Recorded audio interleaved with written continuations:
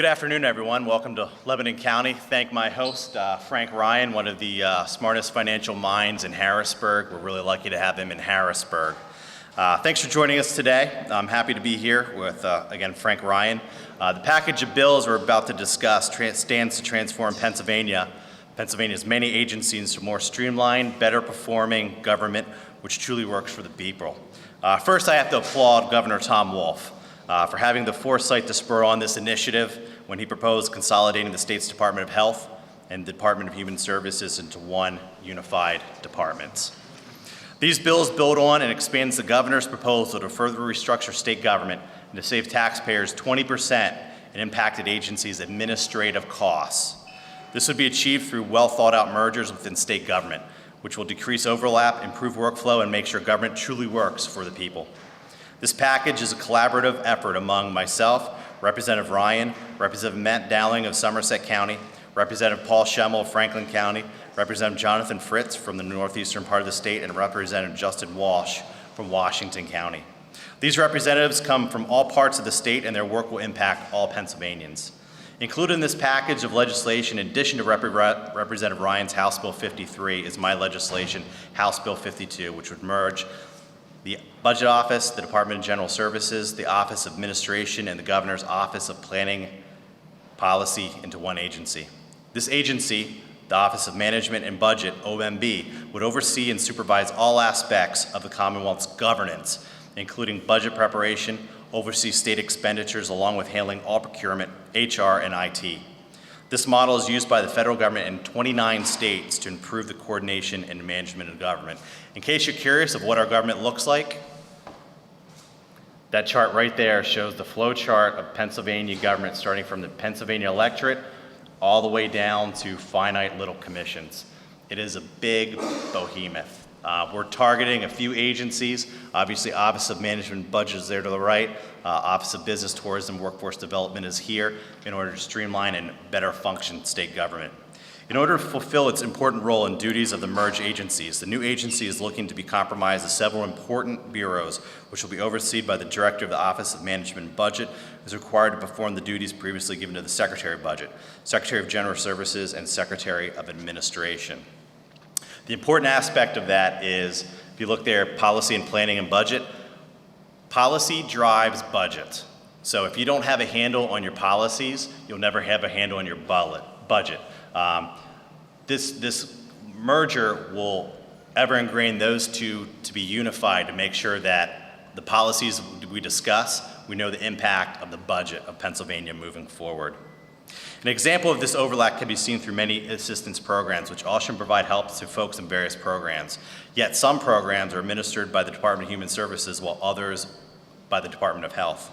By merging the two agencies in the Department of Health and Human Services, the new agency can coordinate these programs to provide needed services. As a result, we can improve care with saving taxpayers money. For instance, nursing homes are regulated by the Department of Human Services and by the Department of Health. Two different regulations, and a lot of times they don't match. So if you walk into a nursing home and you see two fire extinguishers kind of close, that's the impact of having two different regulations. If the Department of Health inspector walks in, your fire extinguisher will better be located in one place. If your Department of Health and Human Services or Human Services regulator walks in, you better have the same one. So instead of moving, depending on who shows up, they have two different ones. It's an added expense. That redundancy needs eliminated, thus the streamline of those two agencies. Under House Bill 56, the Office of Information Technology would be given the broad necessary powers to consolidate and oversee all IT systems and contracts within the executive branch. The governor has already done this through an executive order. It would codify that moving forward. This includes making sure contractors use software to verify billable hours to reduce fraudulent charges. Equally important to ID consolidation are the improvements to the Commonwealth's cybersecurity capabilities. As cyber attacks within the United States from hackers or hostile nations continue to increase, the Commonwealth must update our security. Cybersecurity capabilities of all state agencies would be regularly tested. The bill also establishes a committee, including each branch of government and their IT staff, to collaborate on how to handle future IT cybersecurity threats. House Bill 57 would reduce the size of government by eliminating boards or commissions, which have failed to meet for years and in most cases, no longer issue reports for us to see any progress in their work. During our efforts to restructure, streamline, and reinvent government, we should be looking at every area which we can remove waste in Harrisburg. Lastly, House Bill 58 would improve the Commonwealth services for job seekers and prospective employers while providing better value for taxpayers who fund these programs. Currently, our workforce system is fragmented and spread across several state agencies, leading to duplication of services and missed opportunities for prospective employers and those who are seeking to obtain employment.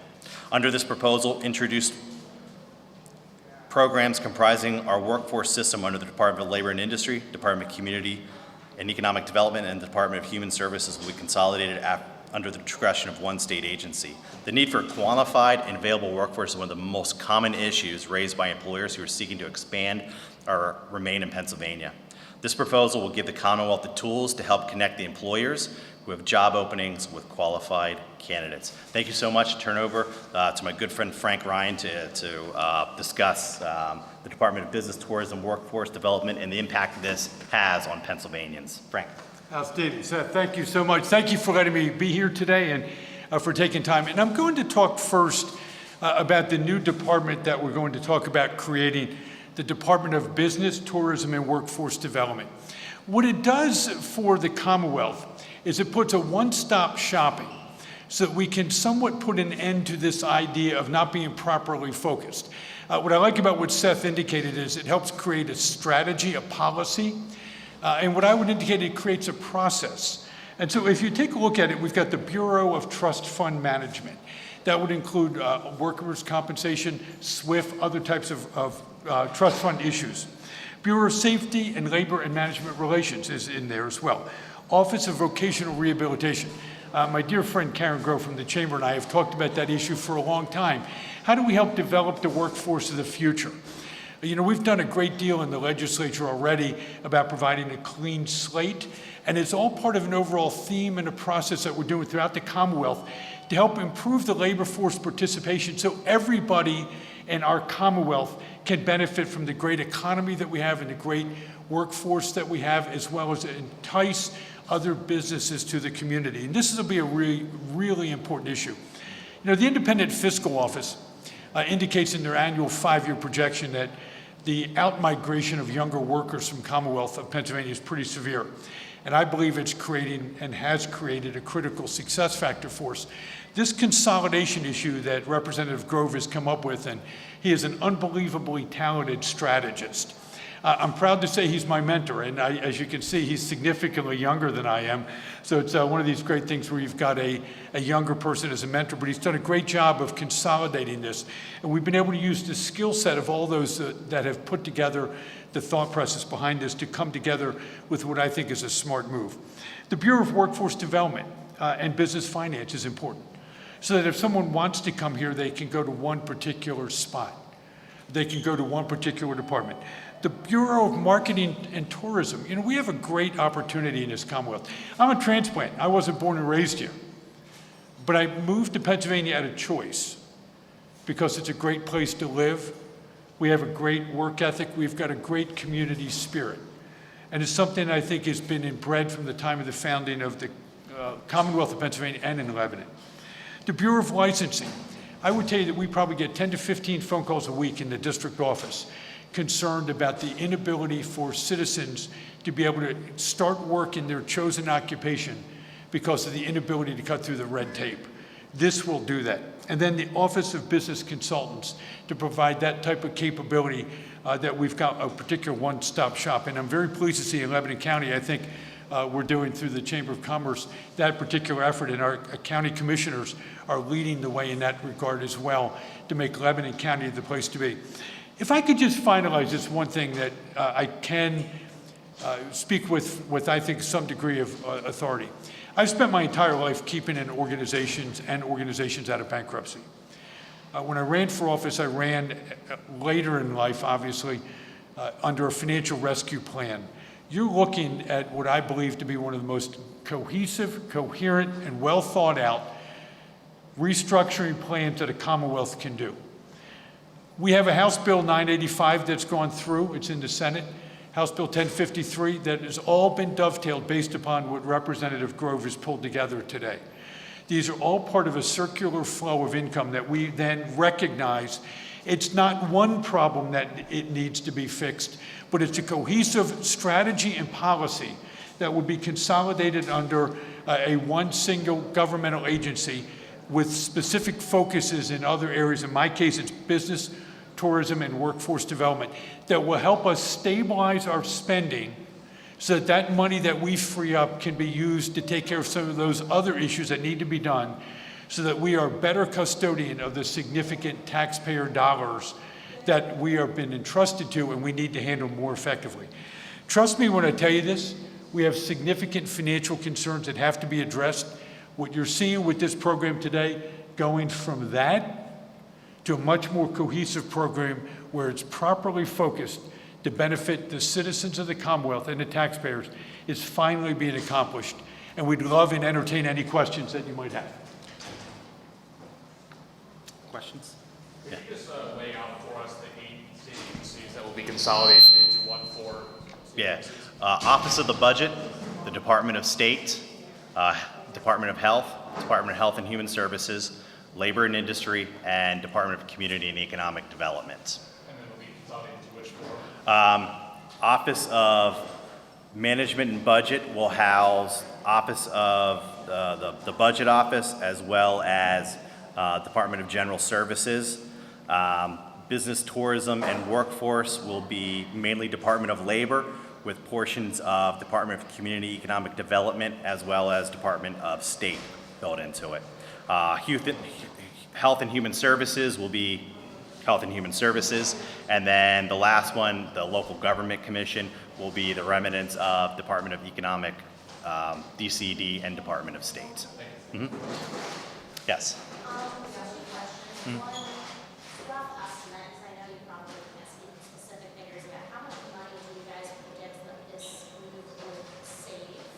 And as an add-on to that, I'm assuming that in consolidating this, there would be some jobs lost. Do you have any ideas to how many jobs you might be looking at being lost? We haven't. Part of the process is to require the governor to set up a strategic plan for each one.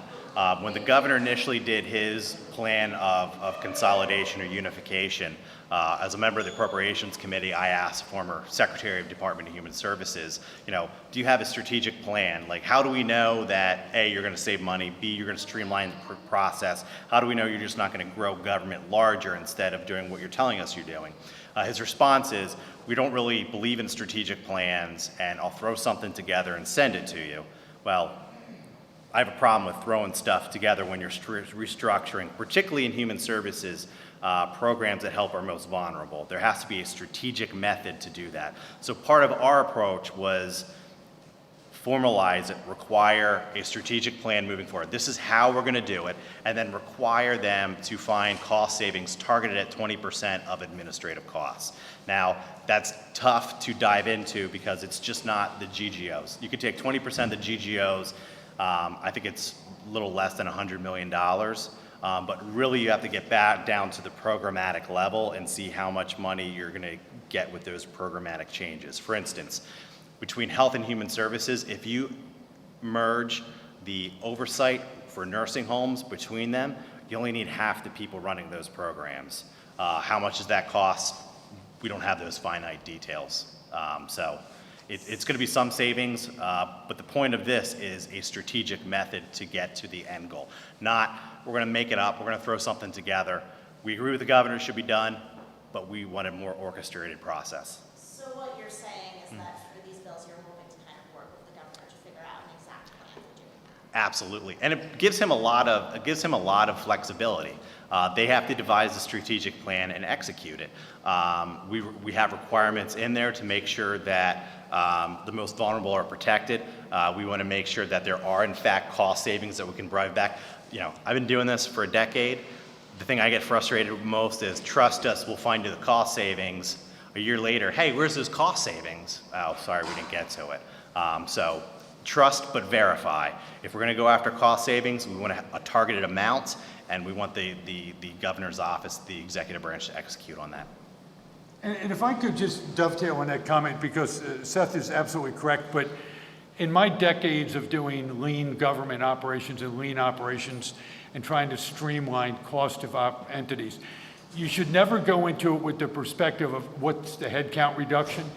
With the normal transition of a governmental employer the size of the Commonwealth of Pennsylvania, there's more than enough ways to absorb those employees that would come out. But I would tell you, just as we were having this discussion today, if we freed up, and I'm just making up a number, $1 billion right now, we've got 20 different places in the Commonwealth to spend it already. The American Society of Civil Engineers have indicated that Pennsylvania is $225 billion short on its infrastructure repairs. The unfunded school tax liabilities is $48 billion. Unfunded liabilities at Sears is approximately $21 billion, 26 for OPEB. I can give you so many different locations where to spend that money, but what we don't have a right to do is spend it ineffectively. And when you look at the size of the workforce that we have, we should be going into this, and what I like about what Representative Grove has done is focus on the process and the policy, and then work with the governor. And he's done that throughout his career, and I think that's the focus of the people that he asked to help him with this, because we were of the similar mindset. Can you just reiterate how this affects taxpayers? Yeah, so instead of a status quo budget, status quo governing, instead of us just coming back and saying, well, we funded you at $1 million last year, let's give you 1.1 because it sounds good and it's popular and we'll get votes and everybody will be happy. This is a fundamental change. This is asking government to streamline, find cost savings, better management. I'm currently reading a book on how Baltimore adopted outcome-based budgeting. They went through a similar process, streamlined the entire way. Within 5 years, they were able to cut property taxes, invest over $1 billion into their schools, and they were able to reduce government outlay, not through broad-based cuts, not through eviscerating programs, but through strategic ways to reduce costs. This is a strategic way to reduce costs, because one, we're not asking for program cuts, we're asking for administrative cuts. We want you to reduce the cost of operating programs. We want to protect the services to the residents. Two, we're asking to reorganize state government based on what makes sense. What makes sense to business people is, why do I have to go to Department of Revenue, Department of State, Labor and Industry, DCD? Why don't you literally have a one-stop shop, one entity that is focused on our needs that we can go to and get financing, we can get our licensing, we can get all that taken care of at a one-stop shop. Local government, we have the second most number of local governments in the entire country. Illinois is number one. We do not have a local government focus. Our county commissioners are here. Who are they going to call? Well, if it's an election issue, they call it Department of State. If it's a financing issue or money, they probably go to DCD. They don't have that point person to really guide them through and assist them at the state level. That's why I think it's important to create a local government entity to help facilitate those conversations with our local governments moving forward. You mentioned that similar mergers have been proposed in the past, including by the governor. Mm-hmm. They didn't really go anywhere. Are you confident that things are different this time around and it can get passed? Listen,